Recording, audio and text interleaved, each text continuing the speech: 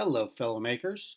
So I was talking with a math teacher the other day, and they were wondering about the MakerSpace creating some manipulatives for class. And what they wanted to focus on was geometry class. So I went looking through ideas of what would be easy to do, and we're looking at 3D printing right now because we don't have access to a laser. And so the first thing that I came up with was a geo board. And so I'm using cuttle.xyz as my vector design software. It's browser based. It is free for educators. You just have to have someone sign up, the district, and then everyone that logs in with Google gets this free education account.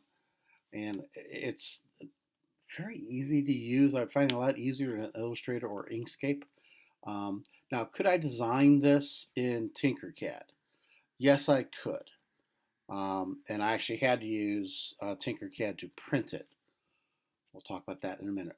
Because here's the simple thing that this gives me. When I created those pegs, I created one peg for the board. And then this has a nice set of tools. And so I just did a rotational repeat and had it repeat 12 times, going around a circle. And it put it it put it all right there, which was awesome, except for one minor flaw.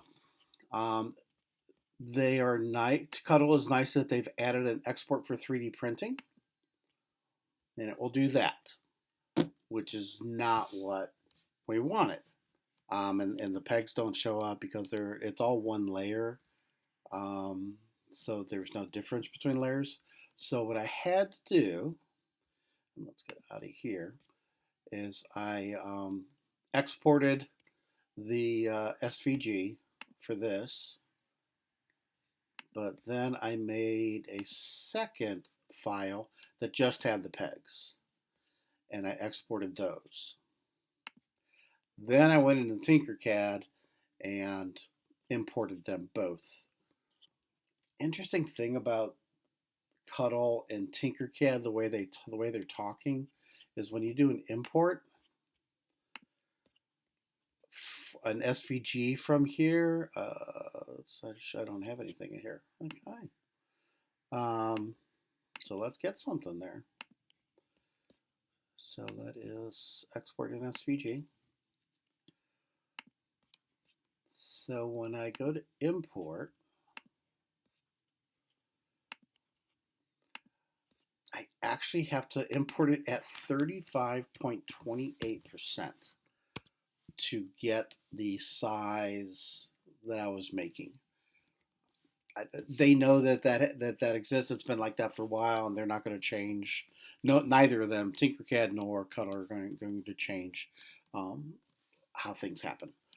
Which, as long as you know it's 35.28%, then you're fine.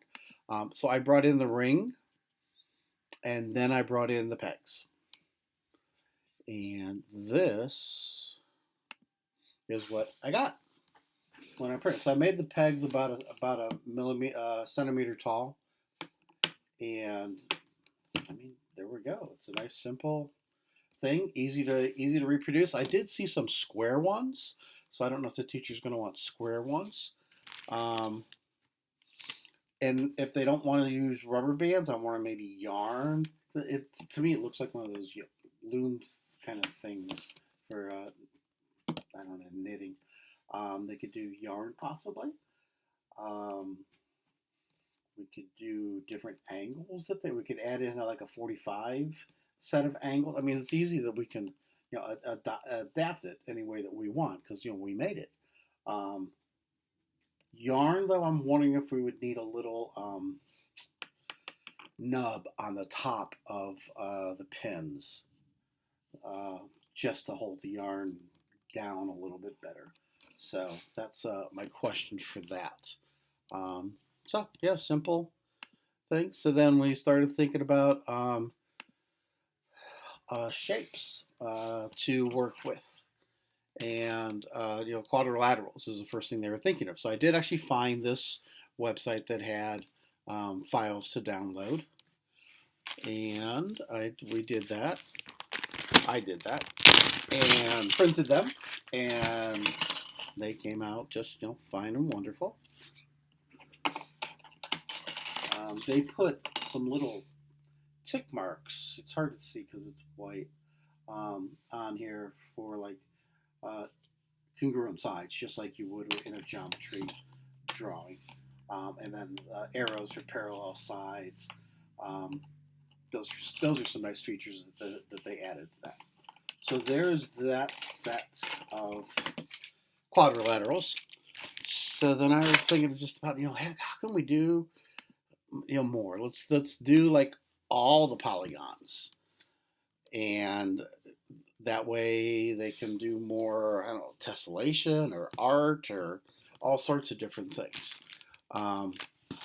So what I picked was I picked 30 millimeters, 3 centimeters, as the size of one side. It was just a random number I picked because it seemed like it'd be a good size to do things in. It wouldn't get too big because like the octagon gets kind of big. And so I designed them in here, and yeah, you need to play with your properties in order to make them in here, right? It's easy to make parallel sides because I can just use position for a corner. So position for, why is it saying nothing? Ooh, there we go. So position for the anchors, we can make parallel things that way, which is really easy. Perpendiculars for the rhombus and the kite are nice. Again, using that position for the corners is really helpful to line things up. So that was quadrilaterals. Now here's the great thing. If I do the 3D printing from here, it actually prints correct size. Again, if I export that SVG and import it into Tinkercad, you got to do that at 35.28%. And my thought is if we were going to want to make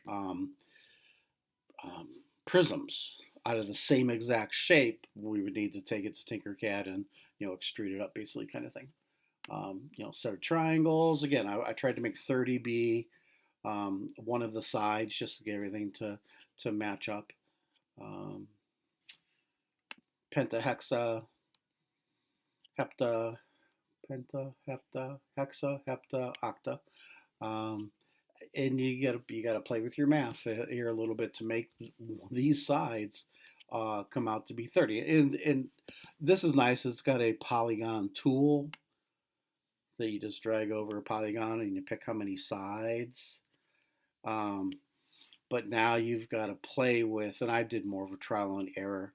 I kind of basically measured it so that the bottom would be 30 millimeters, and I just kept making it bigger, smaller by just a little bit as I got close, and that's how I did those. So I could have done your basic math about how big the radius needs to be, and I could have drawn a circle and then created them inside there because on that circle, let's do something here.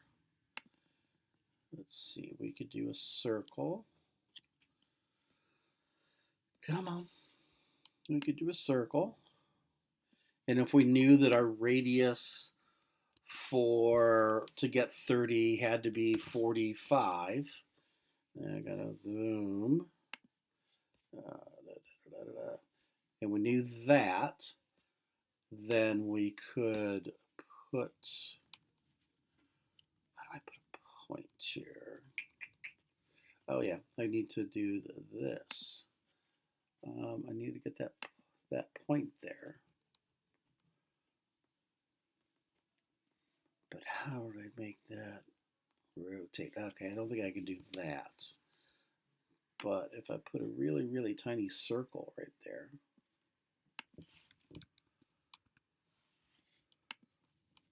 and then I take that circle and rotate it, Let's go 5 times. Around 360, and do we get, where are they? I was thinking maybe it would put 5 more circles around here.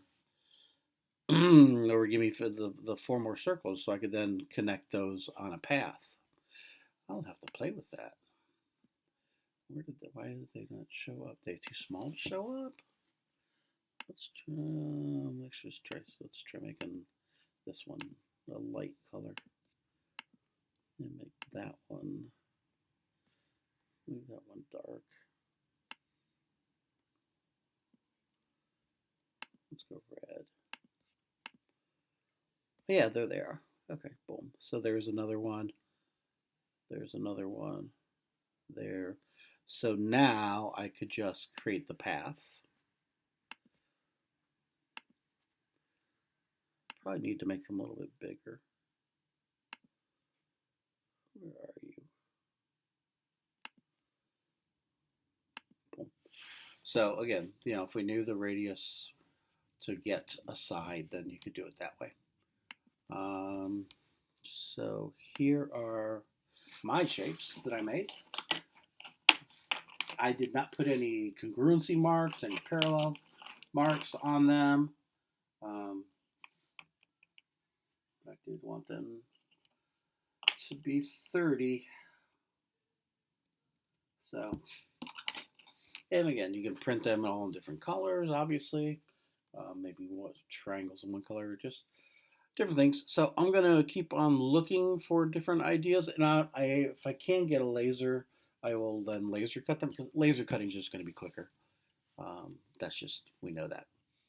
And it would be making them 3mm, so just get some 3mm wood or acrylic if we have a CO2 laser. And there you go with some